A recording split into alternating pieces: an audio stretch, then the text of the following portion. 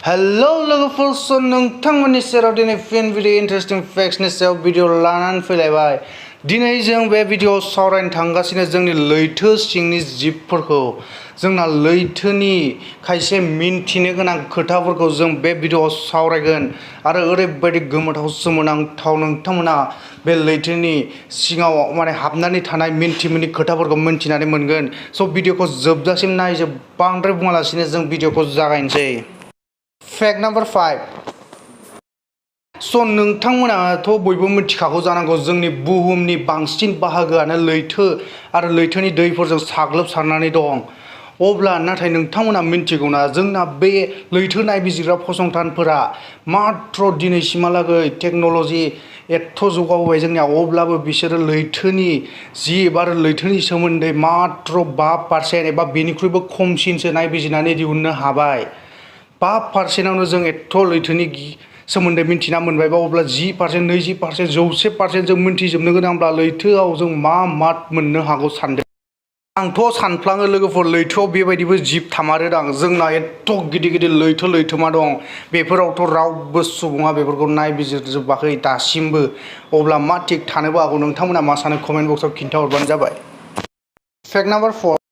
नोंथांमोना मिथिगौना जोंना बुहुमनि बयनिख्रुइबो गोलावसिन हाजोनि हाजोजों हाजो बिदि नांजाबनानै थानाय बे चेइना बबेयाव दं? बे जोंना खोला आमेरिकायाव दं।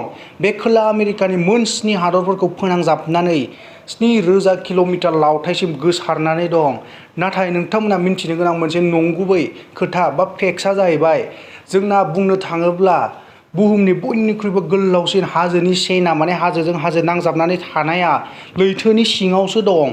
बेखौ दा मिड असेन रिज होननानै मिथिनाय जायो आरो बेनि लावथाया 64,000 किल'मिटारनिख्रुइबो बुरजासिन। आरो बुंनाय दंदि जोंनि नायबिजिरगिरिफोरा मार्स ग्रह आरो बै शुक्र ग्रहआ जोंनि बुहुमनि बायजोनि बेफोरखौसो जोङो मोजाङै नायबिजिरसिननो हाबाय, नाथाय बे लैथो सिङाव थानाय गोलावसिन हाजोनि चेइनखौ दिनैसिम मोजाङै नायबिजिरजोबनो हायाखै। Fact number 3। नोंथांमोना मिथिगौना जोंनिया नैबे लैथोआव थानाय जिब बिफां लाइफां ना जायखिजाया जिबफोरा जोंना गासै 2,40,470 दं होननानै जोंना लैथोनि नायबिजिरग्राफोरा नायबिजिरनानै दिहुनबाय आरो बिसोर बुंदों बिसोरो आधानिख्रुइबो खमसिनखौसो नायबिजिरनानै दिहुननो हाबाय आरो नायबिजिरब्ला गोबां ओंखारबावगोन होननानै। अब्ला सानदो लैथोआव मा थानो हागौ। Fact number 2।